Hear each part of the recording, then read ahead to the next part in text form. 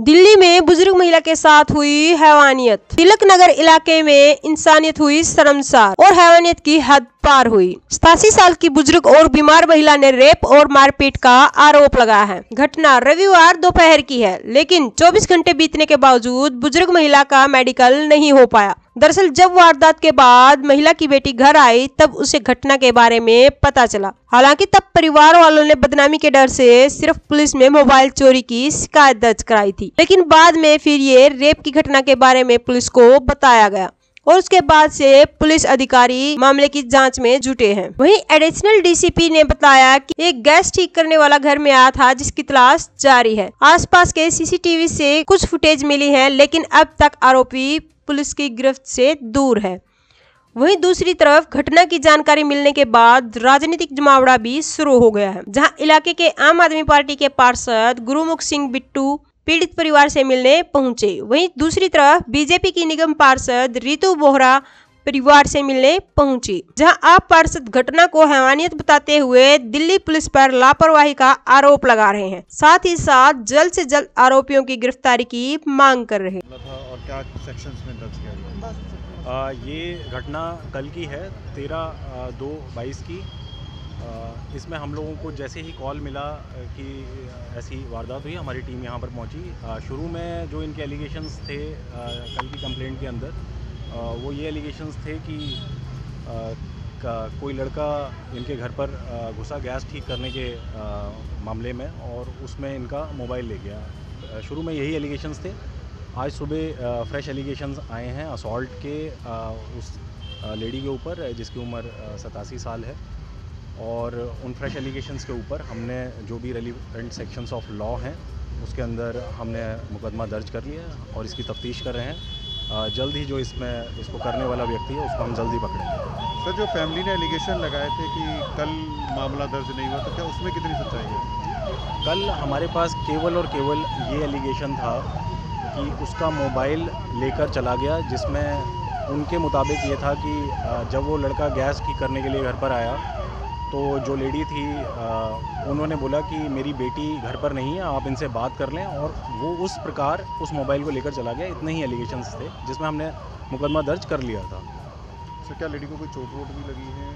कुछ मारा पीटा भी है, कुछ असॉल्ट? इस मामले में अभी हम मेडिकल उनकी जांच करा रहे हैं। जो भी मेडिकल में आएगा हम असिस्ट कर रहे हैं उनको मेडिकल कराने में, क्योंकि उनकी एज ज़्यादा है। तो कोशिश यही की जा रही है कि उनका मेडिकल जहाँ पर वो हैं इस वक्त वहीं पर ही हम करा दें। तो जो भी मेडिकल में आएगा उस बेसिस पर आगे और सेक्शंस ऐड करेंगे। फ्रेश धाराएं क्या जोड़ी हैं सर?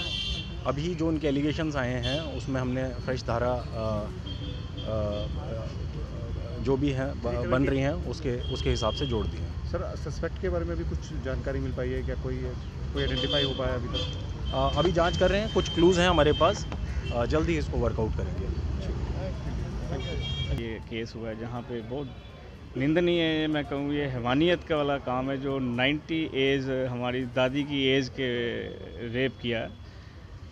ऊपर गया मैं, उनसे तो नहीं मिलने दिया जिनसे विक्टिम है माता जी, उनको तो उन्होंने लॉक किया हुआ है उनके घर वालों ने। उनकी बेटी है वो भी बहुत परेशान है, सारा परिवार परेशान है। देखो ये दिल्ली शहर में जहाँ पे लॉ एंड ऑर्डर इस तरह बिल्कुल धज्जियाँ उड़ा के ये काम हो रहा है, बिल्कुल एकदम मैं कहता हूँ कि हैवानियत कैसा वो इंसान होगा कि जिसने ये काम किया है। मैं हमेशा यही बोलूँगा कि यहाँ पे काफ़ी दिन में आए हूँ रेजिडेंट्स, वो कह रहे थे कि हम हमेशा पुलिस SHO साहब को भी बोल के आते थे यहाँ नॉनसेंस काम होते हैं, कोई नशेड़ी आके टीके लगाते हैं, यहाँ पड़े रहते हैं, तो आप यहाँ पर कोई सिक्योरिटी या कोई बीट अफसर भेजा करो जो यहाँ पे, मगर कोई कुछ नहीं हुआ। तो वही इसका आज कारण है कि आज यहाँ पर रेप हो गया। तो ज़्यादा से ज़्यादा जल्दी से जल्दी जितना भी हो सके पुलिस को इसकी कार्रवाई करनी चाहिए। जिसने ये काम किया उसको सख्त से सख्त जितनी भी उसको मिलनी चाहिए कार्रवाई, उसके ऊपर होनी चाहिए। जो मैंने अभी इनके जो घर वाले हैं वो ये कह रहे हैं कि ये बुज़ुर्ग हैं, जा नहीं सकते हॉस्पिटल, डॉक्टरी क्योंकि होगी तभी पता लगेगा, तो डॉक्टरी के लिए हॉस्पिटल जाना पड़ेगा सरकारी, मगर ये मान नहीं रहे। वो अब DCP साहब आए हुए हैं, वो उनको समझा रहे हैं कि ये हमारी दूसरी डॉक्टर से बात कर लेते हैं एक बार, मगर मैंने भी वकील साहब से बात करवाई है। वो वकील साहब भी ये कह रहे हैं कि ऐसे होता नहीं है, मगर आपको हाई कोर्ट में रिट लगानी पड़ेगी, तो वो फिर डायरेक्शन हाई कोर्ट देता है, तो फिर आपकी घर पे सब कुछ SDM भी आके बयान लेंगे और डॉक्टरी भी हो जाएगी। अब देखते हैं क्या हो रहा है ऊपर। कैमरे लगे हुए हाँ रिकॉर्ड में मेरे को CCTV के अभी बुला लेते हैं जिन्होंने लगाए हैं ना, उसका कोड होगा जिनके पास, यहाँ के रेजिडेंट्स के पास, उनसे पूछ लेते हैं। तो जो भी होगा कहीं ना कहीं तो गया होगा, तो पता तो लग ही जाएगा। कहते हैं ना कानून के लंबे हाथ होते हैं। आज देखते हैं दिल्ली में कितनी जल्दी इसको पकड़ते हैं, क्योंकि विक्टिम तो बहुत परेशान है। ऋतु जी, बहुत ही शर्मनाक हैवानियत की घटना हुई है, आप परिवार से मिल के आइए। देखिए, हाँ, आज हम खड़े हैं 9 ब्लॉक तिलक नगर में, जहाँ पर एक परिवार के साथ, जिसमें एक बहुत ही बुज़ुर्ग महिला रहती हैं जो तकरीबन 88 साल की हैं। उनके साथ उनकी एक बेटी रहती हैं जिनकी उम्र आई थिंक 60 के आसपास की है। और आज जो ये दर्दनाक हादसा उनके साथ हुआ है, आप सभी परिचित हैं कि यहाँ पूरा मोहल्ला जो है दहशत में है। और जब मैंने परिवार से बात करी तो वो तो इस स्थिति में भी नहीं है कि वो अपनी बात रख सके कि उनके साथ हुआ क्या है।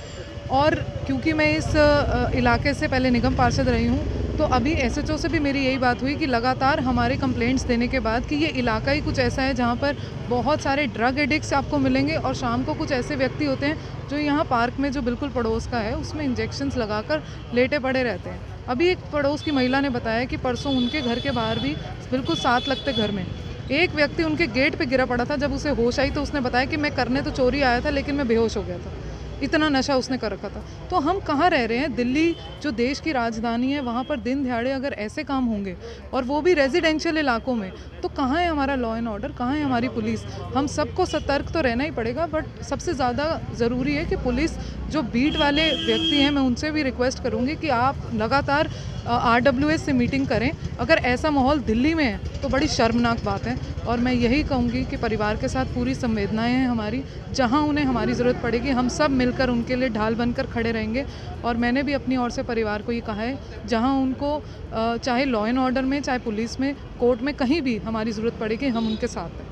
दिल्ली सरकार की तरफ से कैमरे तो लगे हुए हैं, लेकिन हमें जानकारी मिली वो कैमरे चल नहीं रहे हैं। देखिए, अगर आपको कहीं इंसिडेंट हुआ और ये सच्चाई पता लगती है कि जो कैमरे लगे हैं वो अगर वर्क ही नहीं कर रहे, तो मैं पूछना चाहूँगी दिल्ली सरकार से, जो इतने बड़े बड़े दावे आप लोग करते हैं, तो अगर एक इंसिडेंट में आपका एक कैमरा नहीं चलता हुआ मिला, तो उन कैमरों पे लगे फ़ंड को हम क्या करें? हम क्या करें अगर हमारे को सबूत समय पर ना मिल पाए? तो ये बेहद दुखी करने वाली बात है कि अगर कैमरे दिल्ली सरकार की तरफ से लगाए गए, बहुत बड़े बड़े नारे दिए गए, लेकिन जब ज़रूरत थी वो कैमरे आपको चलते नहीं मिले। Thank you.